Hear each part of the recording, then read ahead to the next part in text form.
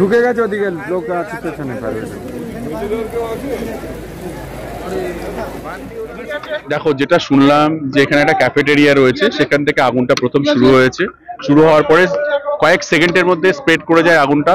সঙ্গে সঙ্গে দমকল আসে। অলরেডি দমকলের 5টা-6টা গাড়ি রয়েছে এবং তারা রিফিল করেছে। প্রায় 11টা মতো দমকলের জল দিয়ে মোটামুটি কন্ট্রোলে এসছে।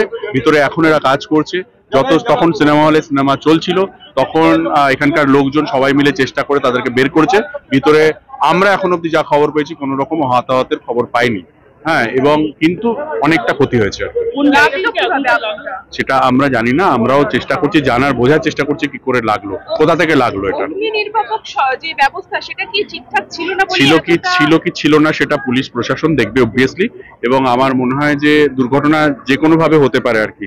হ্যাঁ, তো সেটাও হতে পারে, এবং কি কারণে এটা লেগেছে আমার মনে হয় প্রশাসন রয়েছে, তারা ইনভেস্টিগেট করতে।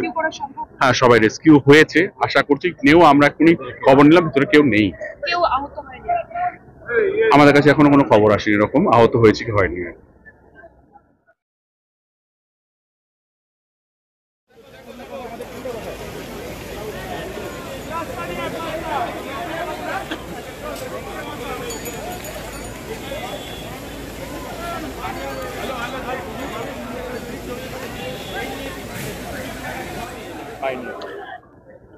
যতটুকু ইনফরমেশন যে ক্যাফেটেরিয়া থেকে ফার্স্ট আগুন ধরে এবং গ্যাসের সিলিন্ডার কত না, গ্যাসের পাইপ থেকে গ্যাস বেরিয়ে আগুনটা লেগেছে।